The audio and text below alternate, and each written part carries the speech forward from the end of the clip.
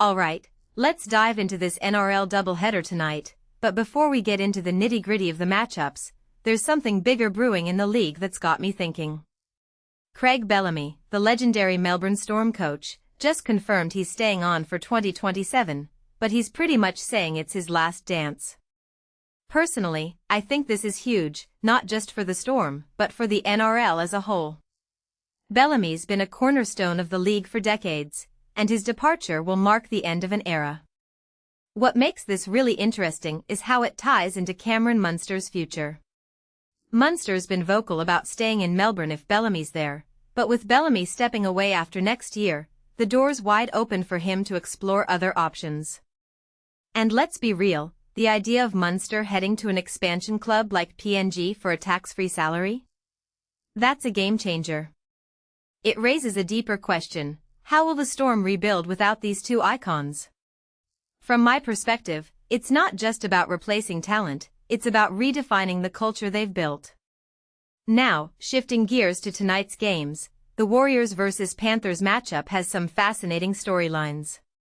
Luke Metcalf stepping in at halfback for the Warriors? That's a bold move, especially since he hasn't played since round 5.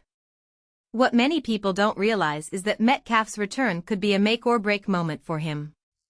If he shines, it could reignite his career. But if he struggles, it might raise questions about the Warriors' depth. On the Panthers side, Jack Cole starting at 5/8 is a game-day curveball. Blaise Talongi was initially named, but now he's back on the bench. This kind of last-minute shuffle always makes me wonder about team dynamics. Are the Panthers experimenting, or is there something more going on behind the scenes? One thing that immediately stands out is how both teams are dealing with injuries: Taine Martin's hamstring, Casey McLean's hand, and it's a reminder of how fragile these lineups can be. If you take a step back and think about it, these changes could completely alter the game's flow. The Roosters vs Bulldogs game is another intriguing matchup, but honestly, what's caught my attention more than the teams themselves is the scheduling. Kickoff times across different regions? It's a small detail, but it's fascinating how the NRL is trying to cater to a global audience. For instance, the Warriors-Panthers game starts at 8 p.m. in New Zealand, while the Roosters-Bulldogs game kicks off at 11 p.m. in Tonga.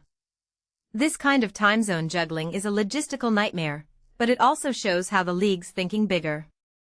In my opinion, this is the NRL's way of saying, we're not just an Australian league anymore. What this really suggests is that the NRL's future might be more international than we think. But let's not forget the human element here.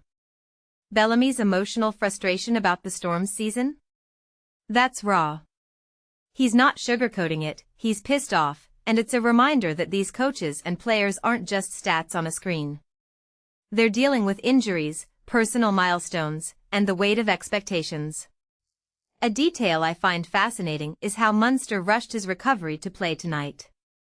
That kind of dedication? It's what separates the greats from the rest.